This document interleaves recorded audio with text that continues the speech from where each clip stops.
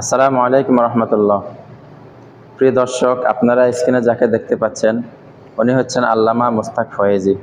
ওনার সম্পর্কে আমাদের কতটুকু ধারণা আছে, চলুন ওনার স্বপ্নের যে মসজিদ নির্মাণের কাজ চলতেছে সেটি আমরা দেখে আসি।